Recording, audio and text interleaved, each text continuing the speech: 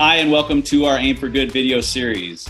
We designed Aim for Good with the hope that we could connect individuals in this community and provide different resources to shine light on local nonprofits, people that might be in need, any different resources that we could provide out there for you. This video series is intended to provide relevant information from industry leaders and also connect and highlight our colleagues, our friends, our clients to nonprofits in need. Please stay tuned at the end of the video as you'll see different links that we discussed during the conversation so that you'll be able to contact them directly and help anyone in need. And also, make sure to subscribe to our channel as we'll be updating these videos on a regular basis. Thanks again for joining us.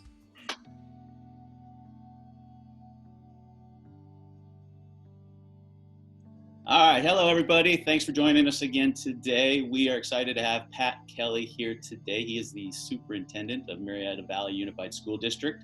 He's been there in that position for approximately 8 years. Good friend of ours, great guy, wonderful leader. Can't say enough about him and his family, and it's been an honor to know him for a number of years. We're excited to have him here today as we focus on the K through 12 target, talk about what's going on with the schools and what's happening with virtual, that aspect and everything else as we go through this crisis together. And we're really happy to have you here. So thanks for joining us, man. Thanks a lot, Mark. Thank you, Adam. Yeah. So just to kick things off, how's it going? Obviously this is a whole different perspective of life. We're all trying to manage from different remote locations, and with so many employees and so many students and families, that's a lot of plates to spin. I don't think people realize the impact there, and hopefully people are having the patience as well with the whole process. I know we've experienced it from a high school and from a college standpoint, and Adam with 3 kids in all different levels. So we're seeing it on our side. How's it going? I think the answer to that question is going to be as unique as every family. The circumstances of this were crazy. On March 12th, we were in school, and on March 13th, everybody went away without any notice. And within a week, trying to flip your whole system of business and system of delivery in ways that people really weren't ready. And so I think there's a large amount of processing that's going on in people's minds with that. Now, as far as distance learning, that's, as I was anticipating talking with you, it's very interesting. And once again, I'll share who you talk to. Their perspective is absolutely 100% correct in these days.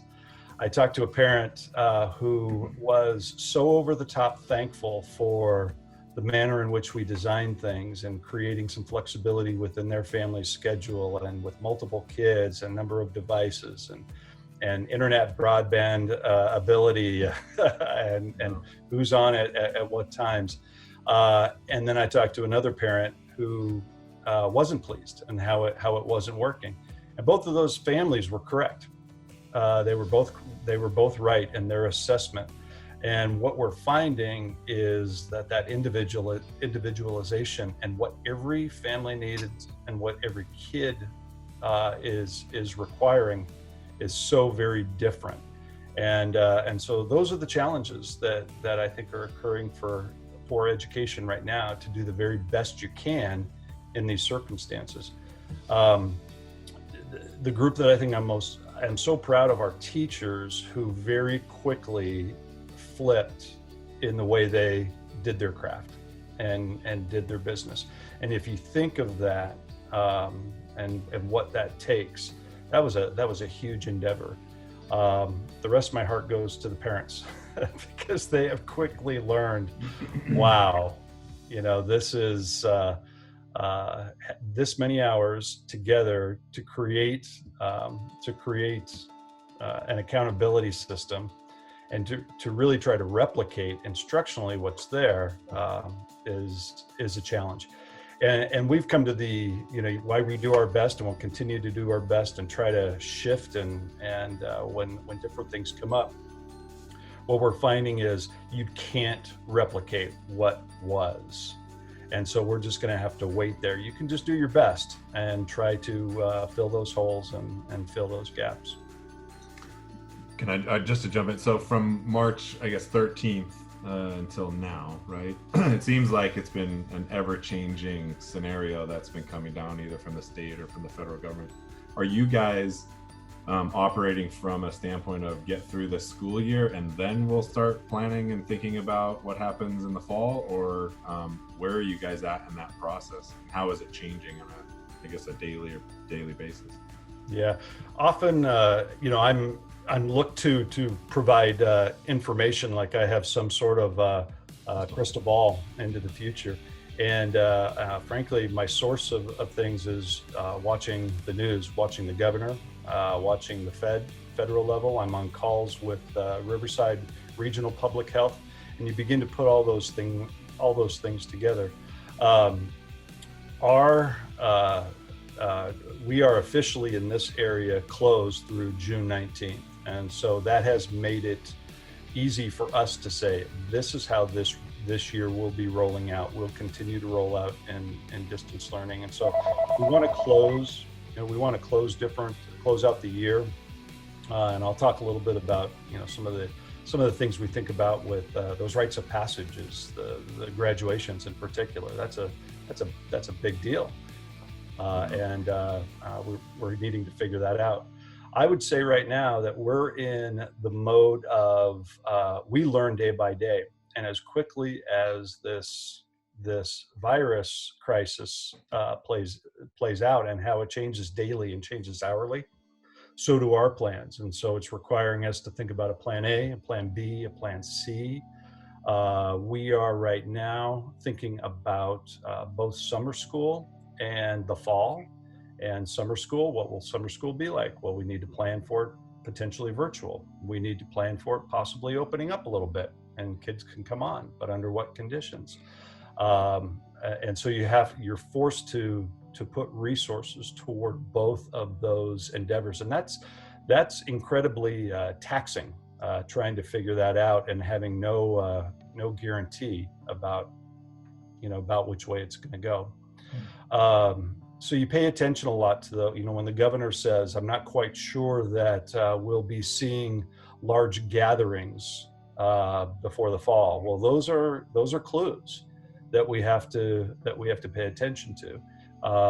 You see in other places where a focus, even here in Riverside a little bit, more focus is toward what can we open up? What can we start to loosen up? And so you pay attention to those types of things.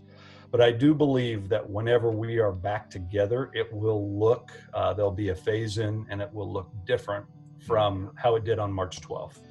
And the name of the game today is to be nimble. You just have to be nimble and flexible because none of us know what's here. We do have contacts that we hear from within the education circles in South Korea and China who have started to open back up, and some of the lessons that they're learning in regards to what you do, the pace that you do it, how you close gaps that occurred from the previous 6 months in kids' lives. I'll tell you, as the leader of almost 24,000 students in our school district, the ones I worry about, we have some spectacular families, and the kids, they're doing a wonderful job with what they have to do, the parents and the kids, and they're going to be just fine. It's the families that aren't as well equipped, or families with students who have really exceptional needs. And I think the work that we've done with equity and closing gaps is being undone during this time, frankly. And that's going to require some efforts and some acknowledgement, because those who are most needy in this time are the ones who are actually most impacted, and that's an important thing for us to remember. Yeah, it's been one of our concerns through this whole process, and speaking to different leaders like yourself, whether it's in education or nonprofits or everything else. the domino effect is crazy, but at the same time, pulling back the curtain, and realizing what that really impacts, I mean, I can't imagine trying to run your scenario right now, because it's like running a business with 7 different business plans, pro formas in the next 12 months that could go, well, maybe this way, maybe this, you know what I mean? It's just daunting, and we see it locally with the folks that don't have technology. We've seen we've seen great work by some of the local schools by having the drive-throughs to pick up the Chromebooks and things of that nature. But the reality of it is, let alone the food issue for some of these young families, they don't have internet connections at home, and how do you solve that need? And it's really interesting. It's a challenge. I hope at the end of the tunnel here we see light in all phases, and that, like you said, things would need to be addressed, and we unify and figure things out going forward. So I commend you, Pat. I don't know how all this is going to play out, but you guys are leading the way. So we appreciate that leadership. I guess I had a question leading back to your comment about end of, school year scenario. We've got one that was supposed to, walk and from high school. We got one that was supposed to walk in college, both in a 2-month period. Totally changed. So I don't know. Do you have any perspective on where things are at in your district right now with that? We do. It's one of the things that I've come to realize is, I have beliefs based on the things you hear, but once again, the things you hear are changing very quickly. And but you have to make those plans and put limited resources toward, okay, well, what plan seems to make more sense right now? Plan A, plan B, or plan C. And with something that's emotionally tied, such as a rite of passage like graduation, that's so highly, incredibly important to our seniors, incredibly important to their families. I am learning that some timing is important too. People are going to be ready for certain messages at certain times. So when we say, well, we have made the decision that X is going to happen, and then they ask, well, how do you know that, and what evidence is there? Well, we don't, the same way that everybody doesn't know. You're just doing the best and trying to put your resources toward the plan that makes the most sense. So the approach that we've taken is we want to honor our seniors, and we want to honor their families to do something that in a way that they want to see it done. However, it's important that everybody realize what you may want to see done may not be possible. All right. And so we're planning in such a way that we're not going to miss an opportunity. So we're not going to put our eggs into basket B if it turns out in the long run our only option was basket A. We have to plan for each thing. So minimally, what we're planning for right now is to do some type of virtual celebration. And what's neat is the innovation then starts coming forward with kids being a part of it, and not necessarily having an organization be the orchestrator of what's going to present itself, because this is different. So, and it needs to be something that the students and their families latch onto. So minimally, we're planning for something like that. We're surveying our parents and our teachers parents and students within the next week to talk about, what would you like to see under this condition? What would you like to see under this condition? And we have a sense of that, but it's really important that there's a receptacle for your stakeholders to be able to say what it is that they're interested in. And that's one of the pieces that I've learned a lot. You have to listen to people. They may be on, they may be off in regards to, their belief about what actually can happen, but there needs to be that place where they're able to be heard.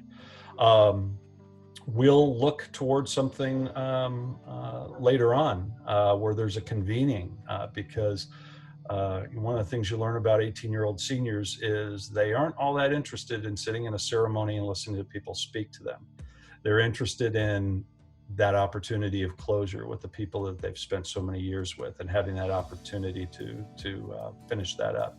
And so that could be done without a cap and gown, and that could be done without some stuffy speeches from the superintendent. And you know, those are the kinds of things that we want to be open to. And so it might be a multi-layered type of approach. And then you think about kids are going to be going off, you know, hopefully they're going to start heading out and taking on their life in August and September, and how many people will be there, and have people moved on. And so, you know, once again, I'll go back to the word nimble, being very nimble and just listening. We're in unprecedented times. And so I think the responses that we ultimately have are going to be very outside the box. And we're just trying to keep options open so that what ultimately is the best we can do could be something that we can deliver. Yeah.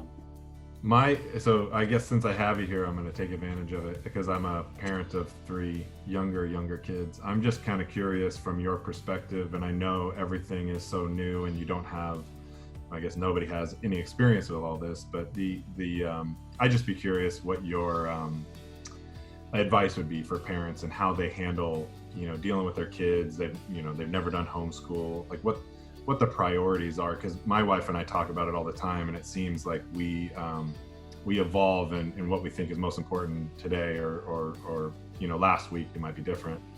I'm just curious what your advice would be for parents as they go through all this. Yeah, you know, I think it's the first advice that I'd give to parents is relax. You don't have to replicate what goes on in the 6-hour day in a school setting at home. And if you do, you're going to be creating a lot of tension within your home. There are families there are kids that I've talked to that I know are engaging for 8 to 12 hours of academic input, because that's what makes them, they were like that before, they want to continue with that. And I've talked to families and students who are worried about that next meal on the table. And so to force something that is really a higher level aspect need on Maslow's hierarchy of needs is not a wise thing to do. I think the most important thing is create a healthy balance socially and emotionally. My hope is that every family and every kid that comes out of this can have that story of, you know what, while I wouldn't want life to be like that, there were some neat things that happened for my family, and we were close and we had some fun and we did things. Is learning going to slow down? Yeah, the entire world has slowed down. It makes sense. But I think what's one of the important thing to remember is there's some incredible learning that happens with a kid who just sits down with a book that they'd like to read. Maybe they read for an hour, and maybe that's what they do on that day. That's okay. Not going to fall out. And so, you know, for our district, we've tried to structure things in that regard, that students can take on and families can take on what it is that they want to take on, the amount that they can take on, and at the rate that they can take it on. So it's very individualized in that way. I think patience and flexibility are 2 key words in this whole dynamic, because, you know, if you take a snapshot of my world, you know, you've got business owner, you've got family members that are educators, and then father of a typical child and a father of a special needs child. And this is just one snapshot. I mean, I can't imagine what other folks are going through with, you know, job scenarios, no work, income needs, unemployment. It's just a wild card across the board. And I tell you, we try to find the silver lining every day in our world. I mean, as a father of an autistic young man, you know, his structure at school had 8 different people involved every day, from speech therapists, physical therapists, you know, and now all of a sudden it's mom and dad. And that's, you know, God bless all the people out there in that category as well. But the silver lining is, you know, we have sat down with Nick and engaged in ways that we haven't engaged in years, and have opportunities with books and have family time together and seen growth in different areas we hadn't seen before. So I guess my hope in this whole conversation is not only to illuminate light on what's going on in the district, but also the challenges that you understand as well, that parents and families are facing, and everybody, is understanding each other and has the patience to say, hey, let's not judge each other right now. Let's just kind of be one team, work together as much as we can. Let's get to summer, at least, and just not. Now's not the time to pick on each other and say, well, this should be this way, this should be. We're all doing the best we can, right? That's the bottom line. And that's the advisement. Do the best you can. Do the very best you can in every situation to be able to make it work for that family. And I've been really just so thankful to our employees who have they've taken that up and to the very best they can. They're trying to make that happen for kids and families. And where it's not working and needs to be tweaked, we're open to hear that too, so that it can shift. These are, they're unprecedented times and then with an unprecedented unknown circumstance. And so the rules are kind of broken. And you do what makes things healthy for kids as we go through this. Yeah. Well, we really appreciate your time and insight. We do like to finish, by highlighting possibly a local charity or charities that you think might be ones that we can share with our viewers to, possibly help out during these times. Are there any that you like to point out to us? Yeah, I was thinking about that, and there are two, and it goes toward what, my heart is going to. All of us are impacted, and there's challenges. But when you put yourself into the shoes of a family who is worried about basic needs, the stress and the things that can potentially go wrong are very high there. So there's two. There's Community Mission of Hope in Temecula, which does a great job in providing food and sustenance for families.